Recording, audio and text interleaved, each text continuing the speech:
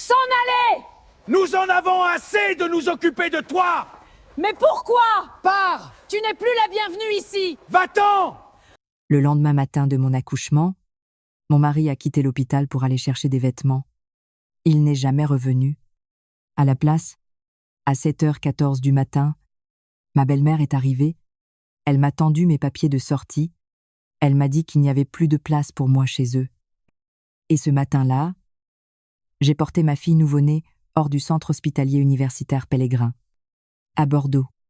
Ma belle famille m'attendait dehors, sur le trottoir, à côté de 2 valises et d'un sac en papier, les affaires de ma chambre d'hôpital qu'ils avaient emballées pendant que j'étais aux toilettes.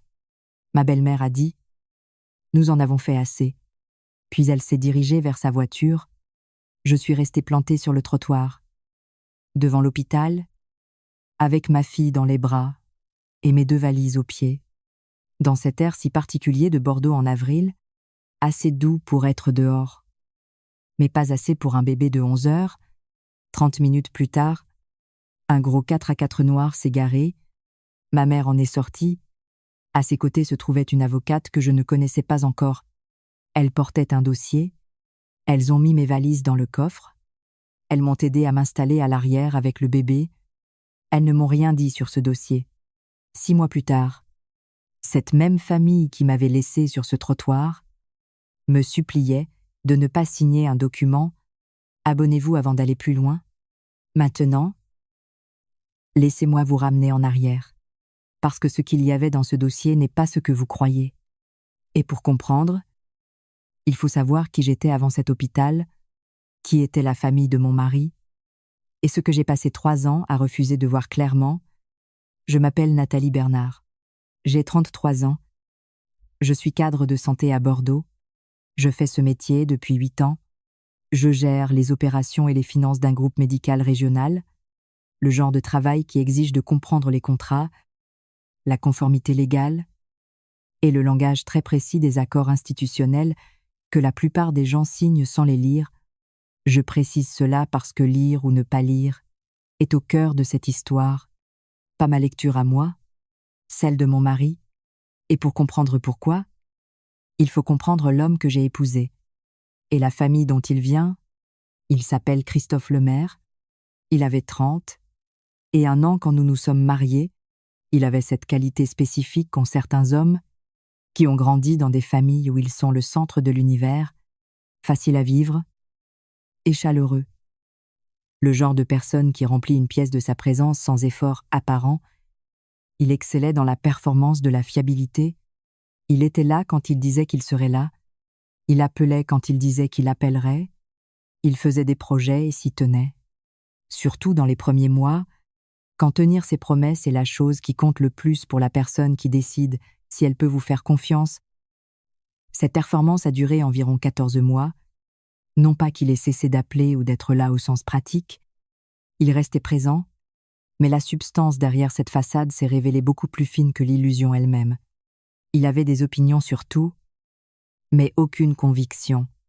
Il avait le charme nécessaire pour commencer les choses, mais pas la persévérance pour les maintenir. Il avait une mère nommée Béatrice, qui lui disait depuis 31 ans qu'il était exceptionnel, et il avait construit toute son image de lui-même autour de cette affirmation. Béatrice Lemaire est une femme qui comprend la valeur stratégique de chaque relation. Elle n'est pas cruelle comme ceux qui le sont sans s'en rendre compte. Elle est délibérée, comme quelqu'un qui a longuement réfléchi à ce qu'elle veut et qui organise son comportement pour l'obtenir. Elle a 62 ans. Elle dirige l'entreprise familiale de son défunt mari, avec une ambition et une gestion de l'image si spécifiques que l'entreprise a l'air bien plus florissante qu'elle ne l'est en réalité, ce qui demande un entretien constant pour sauver les apparences. La maison où elle et Christophe vivaient se trouvait à Codéran, dans un quartier où les maisons respirent la vieille bourgeoisie bordelaise, un mélange de grands arbres centenaires, de murs en pierre de taille et d'un entretien discret qui murmure que les gens d'ici n'ont pas besoin de se faire remarquer. La maison était immense. L'emprunt sur la maison l'était tout autant, d'une manière que j'ignorais quand j'ai emménagé après notre mariage et que j'ai fini par découvrir avec cette attention involontaire qui se développe quand on vit quelque part et qu'on observe. Moi, j'observe.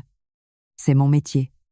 Les signes avant-coureurs étaient discrets et constants, et je les ai tous excusés. De cette façon si particulière dont les gens effacent les petites alertes, quand ils ont déjà pris une décision et que ces alertes menacent leur certitude, le premier signe était la façon dont Christophe gérait les désaccords, pas les disputes. Les désaccords, ces petits ajustements du quotidien entre deux personnes qui partagent une vie où l'un préfère une chose et l'autre en préfère une autre, et il trouve un compromis. Christophe ne trouvait pas de compromis. Il approuvait tout ce que je disais sur le moment, puis faisait tout le contraire juste après, comme quelqu'un qui a appris que la meilleure réponse à un conflit est de faire semblant d'être d'accord jusqu'à ce que l'orage passe. Le deuxième signe était Béatrice. Elle appelait tous les jours, pas tous les 2 ou 3 jours, tous les jours, à une heure juste assez prévisible pour sembler naturelle et juste assez constante pour être calculée. Les appels étaient courts, elle prenait des nouvelles, elle s'assurait que Christophe allait bien, elle donnait des informations sur le planning de la famille, sur l'entreprise, sur le mariage d'un cousin ou la situation d'un voisin, comme quelqu'un qui maintient un flux d'informations pour que la personne appelée reste tournée vers elle comme source principale. Christophe recevait ses appels avec la facilité de quelqu'un qui ne remarque pas une manipulation. Simplement parce qu'elle a toujours fait partie de sa vie. Le troisième signe était financier, pas un désastre financier spectaculaire, juste la façon dont fonctionne un foyer, quand celui qui décide préfère l'apparence de l'abondance à la réalité des comptes, des factures payées en retard, mais toujours payées au final, des abonnements et des adhésions maintenus à des clubs très fermés, parce que les annuler aurait été un aveu que Béatrice refusait de faire. L'entreprise de la famille Lemaire, une société foncière spécialisée dans l'immobilier commercial, des propriétés dans la région de Bordeaux et 2 vers Arcachon, décrites en des termes qui respiraient la solidité et qui présentaient aux membres de la famille des bilans qui disaient la même chose. J'étais cadre de santé, je savais lire un bilan comptable, mais je n'ai pas demandé à lire ceux de la société familiale parce que ce n'était pas ma place et parce que le demander aurait exigé une conversation frontale sur un sujet que toute la famille Lemaire avait tacitement convenu d'ignorer. J'ai souvent pensé à ce que j'aurais trouvé si j'avais osé demander « Je dois vous parler de mon père avant d'aller plus loin », parce que mon père est la partie de cette histoire que je n'avais pas complètement comprise de son vivant et que je comprends parfaitement aujourd'hui. Henri Bernard était avocat en droit des affaires à Bordeaux pendant 32 ans. Il pratiquait le droit des sociétés, les contrats, les fusions, les acquisitions, le langage ultra-technique des accords entre entreprises, et ce que ces accords signifient vraiment quand ils sont mis à l'épreuve par un juge.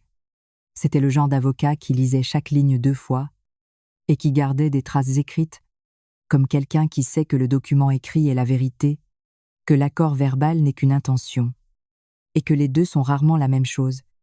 Il est mort 10 à 8 mois avant la naissance de ma fille, une crise cardiaque foudroyante, un mardi matin de janvier. Il avait 64 ans.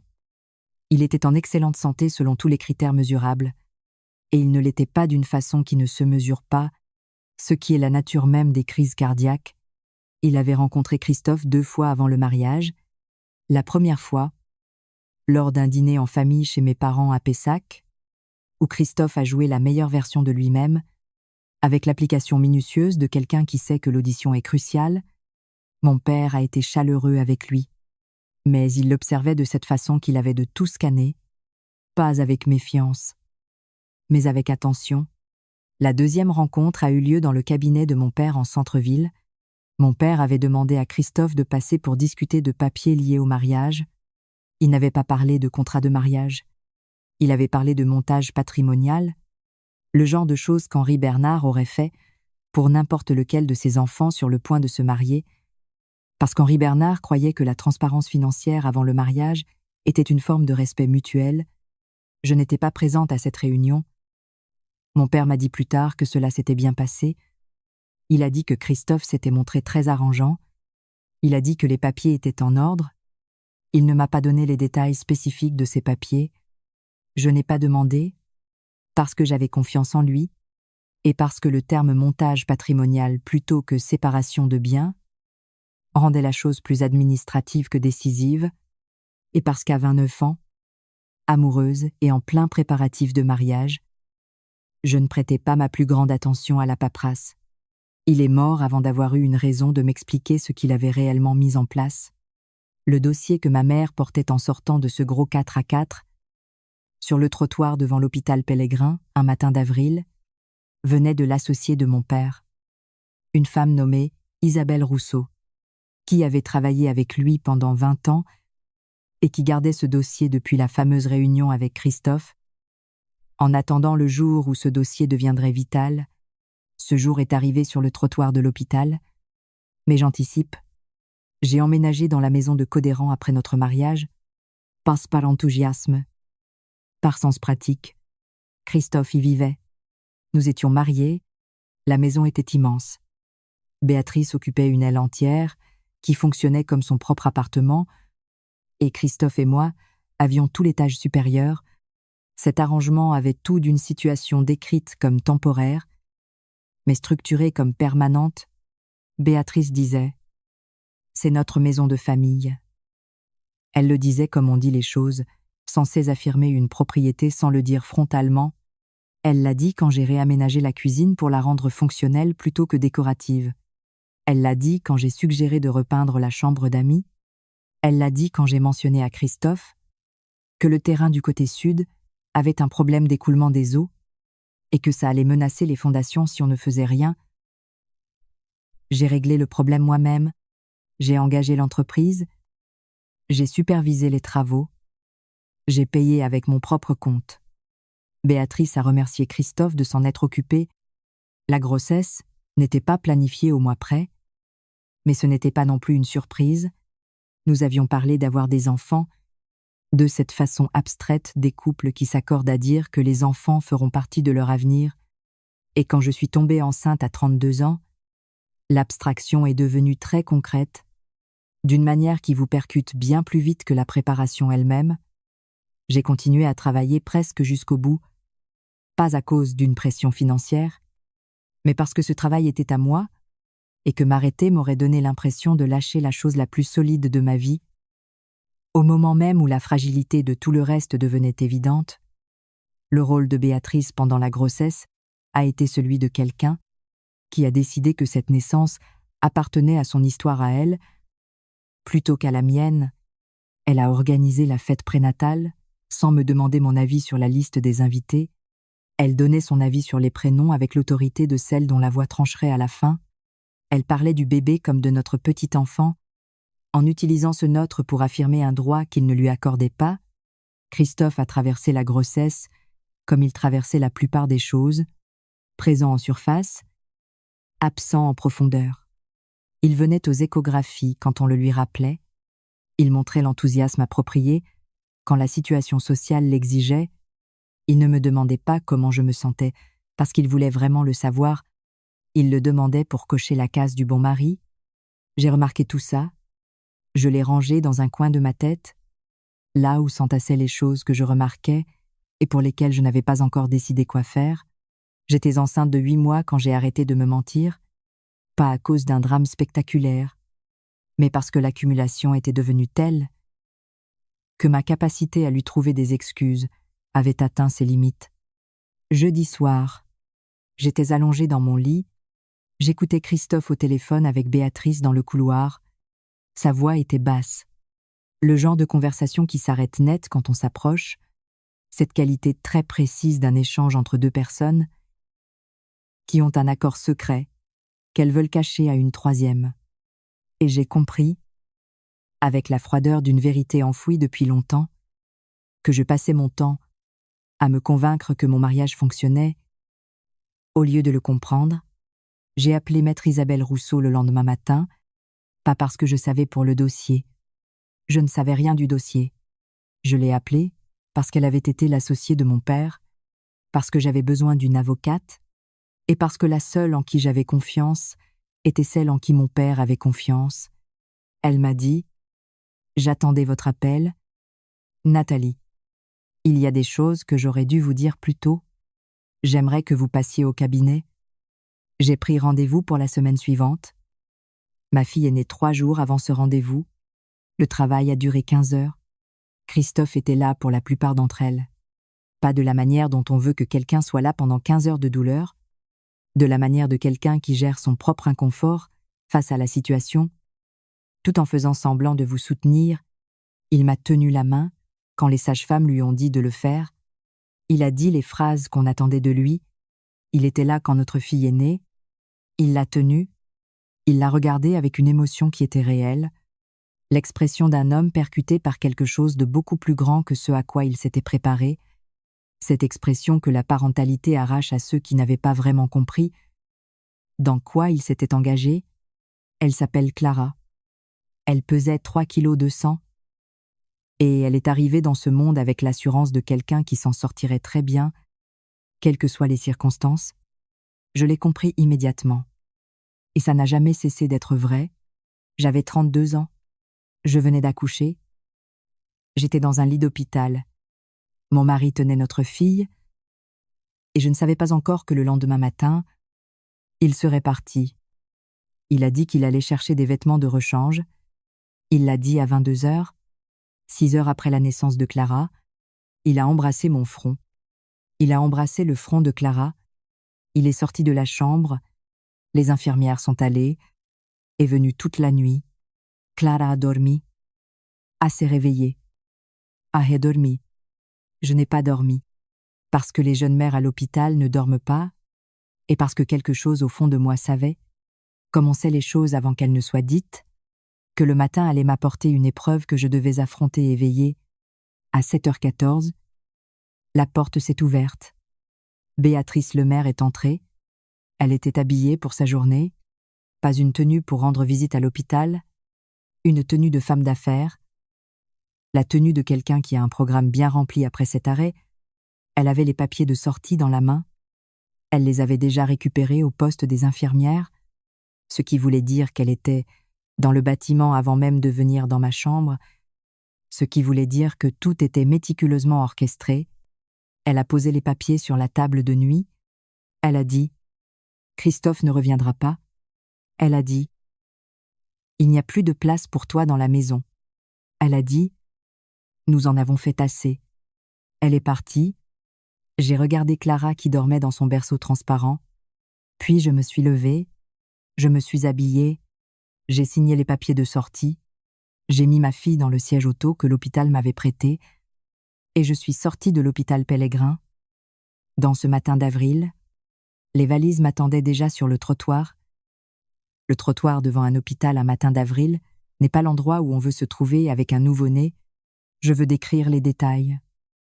Parce que ce sont les détails qui s'impriment en vous, pas la vague de choc émotionnel, qui est bien trop massive pour être traitée sur l'instant, mais la réalité physique absolue d'être debout sur un trottoir à Bordeaux, avec un bébé de 11 heures, 2 valises, et un sac en papier contenant les objets de l'hôpital qu'ils avaient jetés avec mes papiers. Le sac contenait un fascicule sur les soins des nourrissons, le petit tube de crème que les infirmières m'avaient donné, une liste de recommandations pour les rendez-vous de suivi, et un numéro à appeler en cas d'urgence.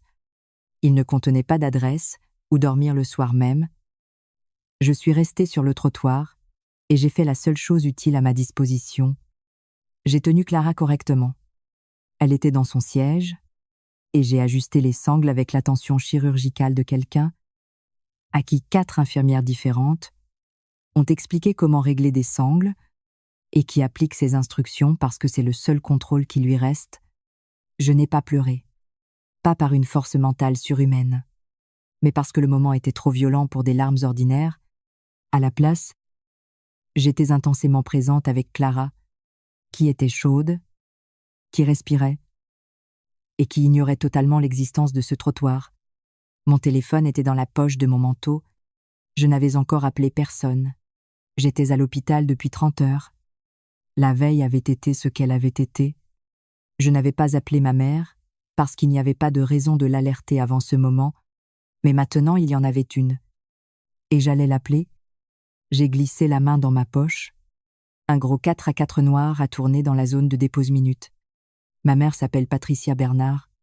Elle a 60 et 1 an. C'est le genre de femme qui a passé toute sa vie d'adulte à être celle qui répond présent, pas bruyamment, pas en s'annonçant, mais avec la constance absolue de quelqu'un pour qui être là n'est pas un choix, mais une nature profonde. Elle est sortie du côté passager, avant même que la voiture ne soit complètement arrêtée. Derrière elle, du siège arrière, était sortie une femme que je ne connaissais pas encore. La soixantaine, allure de juriste implacable, portant un dossier, de cette façon déterminée propre à ceux pour qui l'autorité est une seconde peau. Ma mère a traversé le trottoir. Elle a pris Clara de mes mains, sans hésitation, avec l'aisance d'une grand-mère qui attendait ce moment précis depuis 9 mois. Elle a tenu ma fille, et elle m'a regardée. Elle a dit « On va s'en sortir ». Elle l'a dit comme elle disait toutes les choses importantes, pas pour me consoler, parce qu'elle ne jouait pas la comédie du réconfort, mais pour m'informer. « On va s'en sortir » était le verdict d'une femme qui avait déjà évalué la bataille, l'avocate, dont j'ai appris le nom dans la voiture. Isabelle Rousseau n'a dit qu'une seule chose sur ce trottoir avant qu'on ne monte. Elle a dit « Anna Zignes, rien ». 2 personnes. Sous aucun prétexte. Ensuite, elle m'a aidé avec les valises. On est monté, la portière s'est refermée, et on s'est éloigné de l'hôpital, en direction de la vie que j'allais devoir reconstruire. La maison de ma mère à Pessac était celle où j'avais grandi, à 20 minutes du centre de Bordeaux, une belle maison traditionnelle dans une rue calme, que mes parents avaient achetée en 1991, et où ma mère vivait seule depuis la mort de mon père. Elle avait ce charme des maisons entretenues par quelqu'un qui aime le lieu pour ce qu'il est, et non pour ce qu'il montre aux autres, propre, bien rangé. Les meubles un peu usés aux endroits où l'on s'assoit vraiment. Elle avait préparé la chambre, pas mon ancienne chambre d'enfant, la chambre d'amis, qu'elle avait réaménagée comme quelqu'un qui s'y attendait, un berceau près du lit, la petite lampe qui donne une lumière douce pour les nuits sans sommeil, une table à langer que j'ai reconnue, descendue du grenier, qu'elle avait visiblement montée bien avant aujourd'hui. Elle s'était préparée. Je n'ai pas demandé quand elle avait commencé à s'y préparer. J'ai compris que la réponse était probablement plus ancienne que je ne l'aurais cru, et que l'entendre m'aurait obligé à me demander si ma mère avait vu ce que je m'obstinais à ne pas voir. Je n'étais pas prête pour cette introspection le premier jour. Je me suis assise sur le lit avec Clara. Isabelle s'est assise sur la chaise près de la fenêtre. Ma mère préparait du thé dans la cuisine. C'est sa réponse à tous les grands bouleversements de la vie. Préparer quelque chose de chaud que l'on peut tenir entre ses mains, ce qui répond aux besoins physiques immédiats d'une personne en état de choc. Pendant que les choses sérieuses s'organisent, Isabelle a dit « J'ai travaillé avec votre père pendant 20 ans. Quand il a su qu'il était malade, il m'a demandé de garder quelque chose pour vous. Jusqu'au jour où vous en auriez besoin, il était persuadé que ce jour arriverait. Il espérait se tromper. J'ai demandé « Qu'est-ce qu'il y a dans ce dossier ?» Elle a dit « Beaucoup de choses. On n'a pas besoin de tout voir ce soir. L'important pour ce soir, c'est que vous êtes ici, que le bébé est ici, et que vous ne signez rien. Peu importe ce que Christophe ou sa mère vous envoie, papier de divorce, accord financier, renonciation, à n'importe quoi. Ça passe d'abord par moi. C'est tout ce que vous devez savoir pour l'instant. » J'ai regardé le dossier posé sur la table. Elle a dit « Votre père était un homme très prudent. » J'ai répondu « Je sais. » Elle a ajouté « Il était très prudent en ce qui vous concerne. Vous. » Elle a rangé le dossier dans son sac. Elle a dit « Dormez un peu. On en reparlera dans une semaine. Quand vous aurez eu le temps de respirer. » Elle est partie. Ma mère est revenue avec le thé. Nous sommes restés assises dans la chambre pendant que Clara dormait, et ma mère n'a rien dit sur Christophe, ni sur Béatrice, ni sur le trottoir. Elle est restée assise avec moi comme elle l'avait fait dans toutes les épreuves de ma vie.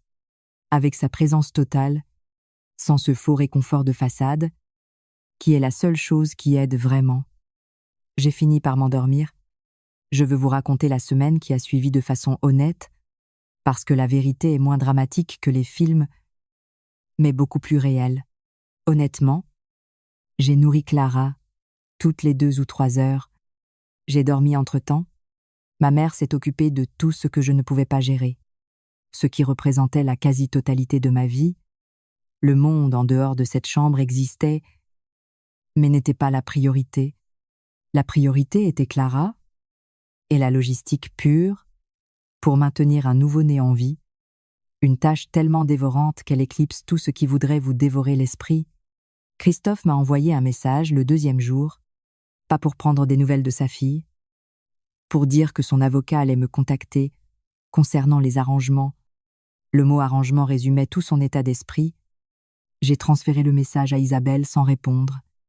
Béatrice a appelé une fois. Je n'ai pas décroché. Ma mère a répondu et a dit que je n'étais pas disponible. Elle m'a raconté l'appel ensuite.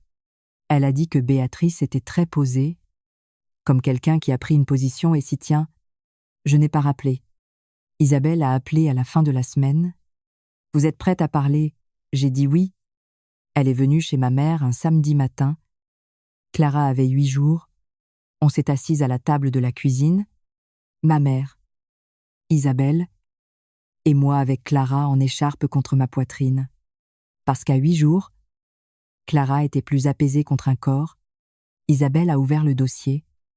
Ce qu'il contenait était rédigé dans le jargon juridique le plus strict, un montage financier complexe que mon père avait mis en place environ 2 ans avant sa mort, pendant la période où sa santé avait commencé à décliner et où il avait fait le travail minutieux des gens prévoyants, qui comprennent qu'ils n'auront être pas autant de temps que prévu. Je veux le décrire simplement plutôt que techniquement, parce que le jargon ne raconte pas l'essentiel. Mon père avait conseillé quelques grandes familles d'entrepreneurs, bordelais toute sa carrière, pas seulement comme avocat, mais comme conseiller de confiance, avec des relations tissées sur des décennies. L'une de ces relations était avec la société foncière de la famille Lemaire, pas avec Béatrice ou Christophe, avec Gérard Lemaire, le père de Christophe, mort 6 ans avant notre mariage, et qui avait été, d'après mon père, un homme d'affaires bien plus rigoureux que sa femme et son fils ne l'ont été. Dans les années précédant sa mort, Gérard Lemaire avait engagé mon père pour structurer son patrimoine afin de garantir une stabilité lors de la transition générationnelle. Ce montage impliquait des pactes d'actionnaires, des accords formels de parts sociales, dûment enregistrés. Mon père avait fait un investissement en mon nom, pas avec mon argent, avec son propre capital, structuré comme une donation pour moi, placé dans un accord d'investissement avec la société foncière Lemaire, à un moment où l'entreprise avait un besoin urgent de liquidité et où les conditions étaient excellentes. Cet accord me donnait 49% des parts du portefeuille immobilier. Christophe avait signé des documents dans le cabinet de mon père avant notre mariage, des documents qui reconnaissaient et confirmaient ce montage. Il les avait signés dans le cadre de ce que mon père avait présenté comme une formalité patrimoniale. Il ne les avait pas lus assez attentivement pour comprendre ce qu'il validait. Béatrice n'avait jamais été au courant de ces accords, parce que Gérard gérait les affaires de telle sorte que l'implication de Béatrice ne nécessitait pas qu'elle connaisse les statuts exacts, et parce que mon père et Gérard se comprenaient assez bien, pour que tout soit verrouillé dans la plus stricte confidentialité. J'étais assise à la table de la cuisine. Clara contre moi. Ja Edith. Christophe n'est pas au courant. Isabelle a répondu. Presque certainement pas. Il a signé ce qu'on lui a mis sous le nez, sans chercher à comprendre. C'est sa responsabilité. Pas la vôtre. Ja Edith. Béatrice ne sait absolument rien. Isabelle a souri. Si Béatrice savait, les 10 à 8 derniers mois auraient été très différents. J'ai pensé au trottoir, au sac en papier, à la crème pour bébé. J'ai repensé à Béatrice disant « Nous en avons fait assez ?» Avec l'assurance absolue de celle qui croit avoir détruit son ennemi, j'ai demandé « Qu'est-ce que ça veut dire ?» Concrètement, Isabelle a dit « Ça veut dire que toute transaction importante impliquant la société Lemaire, toute vente, à refinancement, fusion ou transfert de propriété exige votre signature en tant qu'actionnaire à 49%. Ça veut dire que vous avez un pouvoir de blocage dans toutes les décisions financières. Ça veut dire que ce patrimoine ne peut pas être liquidé sans vous. » Elle a ajouté « Ça veut dire que quand le moment viendra, et vu l'état actuel de leurs finances, il viendra vite. Vous serez à la table des négociations. » J'ai repris le travail à 11 semaines postpartum, pas parce que j'y étais obligée, parce que ce métier était le mien, la seule partie de ma vie qui m'avait appartenu totalement pendant mon mariage, et j'en avais besoin. Ma mère gardait Clara les jours où je travaillais, et j'ai calé mon emploi du temps sur les heures de TT, avec cette précision militaire que développent les mères qui travaillent, parce que seule cette précision rend l'impossible gérable. Ma clinique avait conservé mon poste pendant mon congé. J'avais négocié cela avant ma grossesse. Ce qui m'avait paru un peu paranoïaque à l'époque s'avérait être mon salut. J'ai repris la direction d'un audit de conformité sur lequel j'étais avant de partir, le genre de mission qui demande une attention maniaque aux détails et aux anomalies, exactement le genre de concentration que j'avais. J'étais très bonne dans ce domaine avant Clara. J'étais différente après, pas meilleure, mais plus redoutable. La force tranquille de quelqu'un qui a traversé le feu et qui sait exactement ce qui compte. L'avocat de Christophe a envoyé les papiers. Le 2e mois, requête en divorce. Proposition de garde. À demande de transparence financière. Isabelle a tout examiné et a répondu via les canaux officiels. Je n'ai presque rien vu de tout ça. Isabelle m'avait conseillé d'éviter tout contact direct. Cela créerait des étincelles sans rien régler. Elle avait raison. La proposition de garde qu'Isabelle a soumise plaçait le bien, être de Clara au centre de tout, sans aucune volonté de s'en servir comme monnaie d'échange. C'était équitable. L'avocat de Christophe a d'abord contesté le calendrier des visites, puis, après quelques allers-retours, a accepté nos termes. Je n'ai pas vu Christophe pendant cette période, pas à cause d'une décision de justice, juste parce qu'il n'y avait rien qui nécessitait ma présence physique et parce qu'être dans la même pièce que lui aurait exigé une énergie que je refusais de dépenser. La version de Béatrice s'est répandue, comme toujours, via les cercles mondains qu'elle cultivait.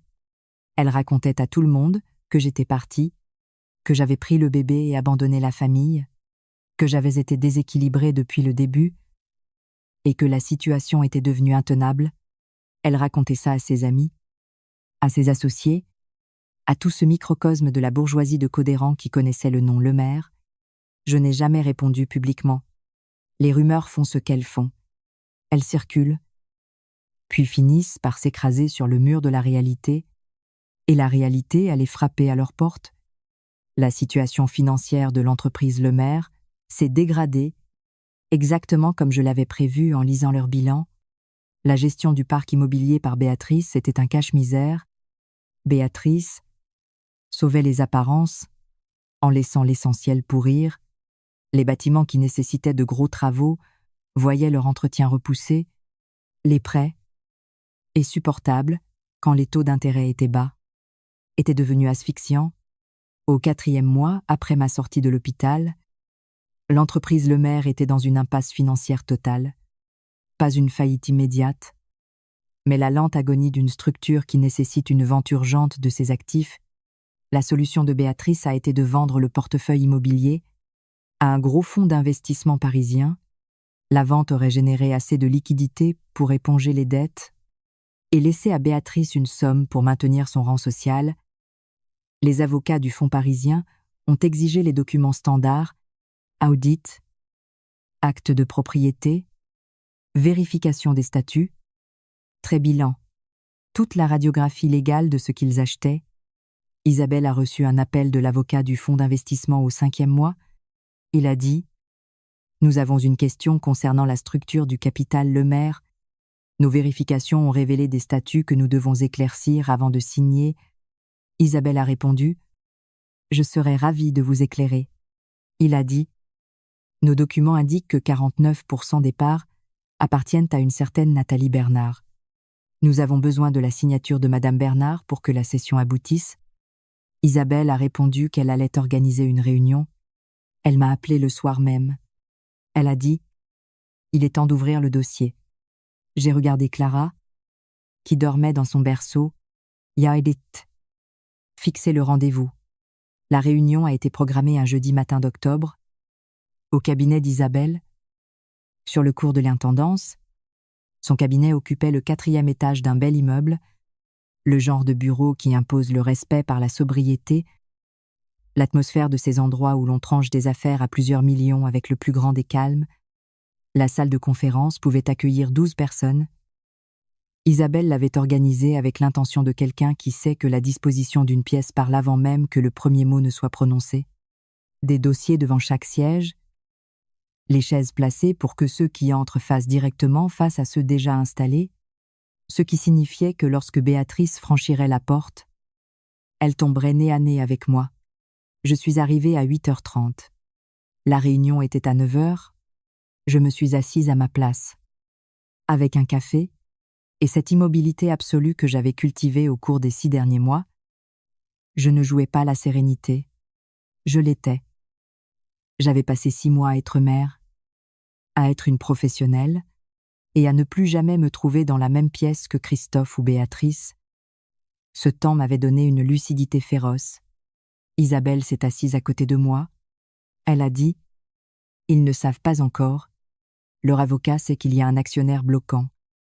Mais il ne leur a pas dit qui. » Il a dit « D'accord. » Elle a dit « Béatrice va avoir un choc. » J'ai répondu « Je sais. » Elle a ajouté « Je veux être sûre que vous y êtes préparés. » Il a dit « Ça fait 3 ans que je me prépare aux crises de Béatrice. C'est sa seule vraie compétence. » Isabelle m'a regardé un instant. Elle a dit « Votre père aurait adoré la femme que vous êtes devenue. » Il a dit « Je sais. » Il aurait trouvé la situation fascinante. L'avocat parisien est arrivé à 8h55. Maître Thomas Laurent, la quarantaine, l'assurance glaciale de ceux qui ont conclu ce genre de deal des centaines de fois. Il m'a serré la main avec une courtoisie clinique et s'est assis. Le représentant de la banque est arrivé à 8h58. David Mercier, le directeur des prêts commerciaux de la banque qui tenait la société Lemaire à la gorge, l'avocat de la famille Lemaire, Maître Dubois, est arrivé à 9h01. Béatrice et Christophe sont arrivés à 9h03. Béatrice a franchi la porte avec la prestance de celle qui entre dans son propre royaume. Elle s'est arrêtée net. Pas un arrêt théâtral. L'arrêt physique d'un cerveau qui reçoit une information impossible à traiter et qui coupe tout mouvement pour essayer de comprendre. Christophe était juste derrière elle. Il m'a vu environ 1 seconde après sa mère. Sa réaction a été différente. La panique d'un homme qui comprend soudain que le piège vient de se refermer. Je les ai regardés tous les deux. Ya dit « Bonjour », Isabelle a dit. « Je vous en prie. Asseyez-vous. Nous avons un ordre du jour chargé. » Ils se sont assis. Maître Dubois s'est penché vers Béatrice et a murmuré quelque chose. Elle a secoué la tête de cette manière qu'ont les gens sous le choc. Maître Thomas Laurent a ouvert son dossier. Il a dit « Merci à tous d'être ici. L'objectif de cette réunion est de clarifier la structure du capital avant de pouvoir finaliser la transaction. Nos vérifications ont révélé des parts sociales qui nécessitent une reconnaissance et une signature pour que la vente soit valide. » Il m'a regardé. Il a dit « Madame Bernard, voulez-vous confirmer vos droits pour le procès-verbal ?» J'ai dit « Nathalie Bernard, détentrice de 49% des parts de la société foncière Lemaire, établie par des accords d'investissement signés en 2010 à 9 et confirmés par des documents notariés signés par Christophe Lemaire au moment de notre mariage. » Le silence a envahi la pièce.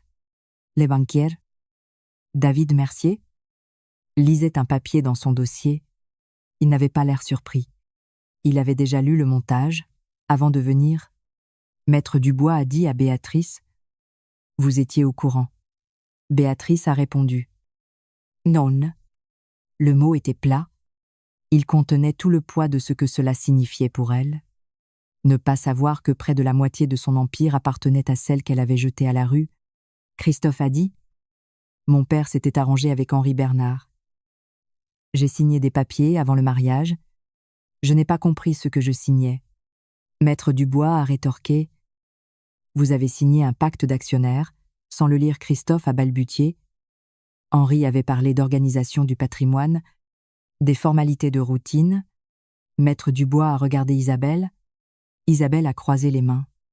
Maître Bernard était très rigoureux. Les actes sont parfaits. Dûment enregistrés chez le notaire depuis 2010 à 9, les 2 heures qui ont suivi ont été le démantèlement chirurgical d'une transaction reconstruite autour d'une réalité qu'ils avaient ignorée. L'avocat parisien a listé les conséquences. Le fonds ne pouvait pas acheter sans ma signature. Le montage initial supposait que Béatrice était l'unique propriétaire. C'était faux. David Mercier a expliqué la situation pour le prêt. La banque exigeait un remboursement total immédiat. Béatrice a dit à un moment « Comment est-ce possible ?» Elle ne l'a dit à personne en particulier. J'ai répondu. Mon père était prudent. Gérard Lemaire lui faisait confiance. Ils avaient un accord qui les arrangeait tous les deux. Elle a dit. Gérard ne m'a jamais rien dit. Ja dit. En effet, elle a demandé. Pourquoi j'ai répondu? Je l'ignore. C'est à lui qu'il aurait fallu le demander. Elle s'est tue. Maître Dubois a pris la parole. Quelles sont les conditions de Madame Bernard pour autoriser la vente? Isabelle a fait glisser un document sur la table. Elle a dit « La position de Madame Bernard est simple.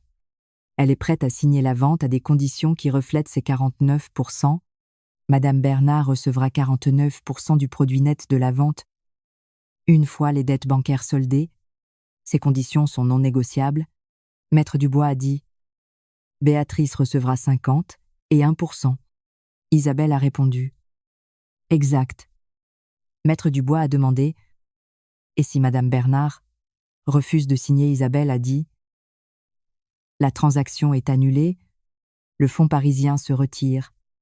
La banque saisit les biens. Béatrice a demandé une suspension de séance à 10h30. Les avocats sont sortis dans le couloir. Béatrice était toujours à table. Christophe s'était levé pour regarder par la fenêtre. Face au cours de l'intendance, il faisait des calculs mentaux terrifiants. J'étais assise à ma place avec mon café, désormais froid. Béatrice a dit « Tu aurais pu nous le dire. » J'ai répondu « Je l'ai découvert il y a 6 mois. » Elle a dit « Avant la procédure de divorce. » Ja dit. Oui. Elle a dit « Et tu n'as rien dit. » J'ai répondu. Isabelle m'a conseillé de ne rien signer et de ne rien révéler avant que la situation ne soit claire. C'était un excellent conseil. Elle a dit « Parce que tu savais que ce jour arriverait. » Ja dit. Je ne savais pas quoi exactement. Je savais qu'il y avait des documents préparés par mon père. Elle est restée silencieuse un moment, puis elle a dit « Je n'aurais pas dû faire ce que j'ai fait à l'hôpital. » Pas d'excuse, un constat d'erreur stratégique. Ja dit. Non. Tu n'aurais pas dû, elle a ajouté. Je croyais sincèrement que Christophe, que l'entreprise et la famille se porteraient mieux sans... J'ai complété. Sans moi, elle a dit. Oui. J'ai demandé. Et aujourd'hui, elle n'a rien répondu. Ja dit. Béatrice. La vente va se faire. Je ne suis ici que pour prendre ce qui m'appartient. Elle a baissé les yeux. Elle a demandé. Et pour Clara, j'ai répondu. Clara est ma fille. L'accord de garde est acté. Christophe a ses droits de visite. Il peut s'en servir pour construire une relation avec elle. S'il le veut vraiment, c'est un tout autre sujet. Elle a dit. J'aimerais la voir. J'ai regardé Béatrice Lemaire. J'ai repensé au trottoir, au Sack am Papier, à la crème d'hôpital, à son nous en avons fait assez. Ja dit. C'est un sujet dont nous devrons discuter à part. Pas aujourd'hui. La transaction a été signée 6 semaines après cette réunion. Aux conditions imposées par Isabelle, j'ai reçu mes 49% des bénéfices nets. Une fois les dettes de la banque soldées, la somme restait considérable, le genre d'argent qui redessine entièrement les fondations de ce qui est possible. J'ai quitté la maison de ma mère en décembre. Pas pour aller bien loin. À 15 minutes, dans le quartier des Chartrons, à Bordeaux, une rue bordée d'arbres matures, cette atmosphère de quartier où les maisons vivent vraiment, est loin du paraître. J'avais cherché ce charme précisément pour que Clara y grandisse. Ma mère m'a aidé à déménager. Elle a fait 4 allers-retours avec sa voiture pleine de cartons. Elle a monté les meubles de la chambre d'enfant, avec l'acharnement d'une femme de 60 et un an qui refuse de plier face à une notice. Quand la chambre a été prête, elle s'est assise par terre, le dos contre le lit à barreaux. Elle a dit « Ton père aurait adoré cet endroit ». Je me suis assise par terre à côté d'elle. Il dit. Il aurait d'abord exigé de voir la courbe des prix de l'immobilier du quartier avant de faire le moindre compliment. Elle a ri. De son vrai rire, elle a dit « Il t'aimait profondément, ce montage financier, à ses documents. » C'était sa façon de le montrer. Il a vu ce qui risquait d'arriver bien avant que ça n'arrive. Et il a construit un mur pour te protéger. J'ai répondu « Je sais ». Elle a demandé « Tu vas bien ?» J'ai dit « Je vais plus que bien. Je suis à ma place. Je sais qui je suis. Ce que j'ai et ce que je construis. » Béatrice est venue à mon bureau en janvier, à mon bureau de la clinique, où ma secrétaire savait très bien qui faire entrer et qui faire attendre.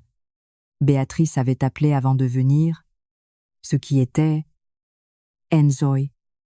Un aveu de défaite. Elle est entrée et s'est assise en face de mon bureau. Elle avait l'air changé, reconfiguré. Elle a dit « Je ne veux pas d'un contrat, je ne veux pas d'argent. Je veux dire quelque chose et je veux que tu l'entendes directement de moi. » Yaedit. Je vous écoute. Elle a dit « J'ai passé ma vie entière à bâtir un empire que je croyais être pour ma famille. Et j'ai pris des décisions à ton sujet, en fonction de ce qui protégeait cet empire. » Elle a ajouté « Je me suis trompée sur toi.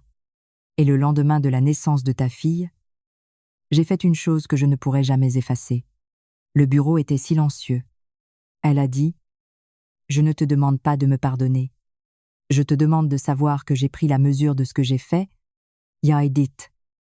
Le matin après mon accouchement, vous avez décidé que nous n'étions pas de la famille. » Elle a répondu « Oui, Yaedit. Que la porte de mon bureau a toujours été ouverte. Le trottoir de l'hôpital, Louis, n'avait pas de porte. » Elle a encaissé. J'ai continué. « Si vous voulez connaître Clara, si vous voulez être sa grand-mère au sens propre du terme, c'est une chose qui peut se construire. Ça ne sera pas rapide. Ce sera une construction jour après jour. » Elle a dit « Je comprends. » Elle s'est levée. Elle a dit « Ton père savait exactement ce qu'il faisait. » Yaedit. Il le savait toujours. Elle est sortie. J'ai créé une fondation au printemps, la Fondation Bernard pour les mères isolées. J'ai utilisé le nom de mon père, parce que cette fondation a été bâtie avec ce qu'il m'a laissé. La fondation offre des aides au logement d'urgence, des conseils juridiques et un accompagnement pour le retour à l'emploi des femmes qui fuient des situations d'abandon avec leurs enfants. Pas juste de l'argent. Le soutien vital pour rebâtir sa vie. La première année, nous avons aidé 43 femmes dans la région de Bordeaux. Lors de l'inauguration, quelqu'un m'a demandé pourquoi j'avais créé ça. J'ai répondu « Je me suis retrouvée un matin sur un trottoir avec un nouveau-né, sans nulle part où aller, mais ma mère est arrivée, une avocate est arrivée, et j'ai compris que les bonnes personnes au bon moment, ce n'est pas de la chance. C'est le résultat de l'amour de quelqu'un qui a pris le soin de préparer ce moment. Yaedit. Je veux être cette personne prévoyante pour d'autres femmes. Clara a 6 mois sur la photo posée sur mon bureau. Son regard n'appartient qu'à elle. Je pensais que le pire jour de ma vie était ce matin où je l'ai portée hors de l'hôpital. Ça ne l'était pas. Ce matin-là m'a seulement montré qui était capable de me jeter aux ordures. Les personnes qui sont restées à mes côtés ont bâti la vie que ma fille et moi mérissions. Parfois, à la porte qui se claque derrière vous et celle qui vous pousse enfin vers votre vraie maison. Abonnez-vous pour d'autres histoires. À très vite pour la prochaine.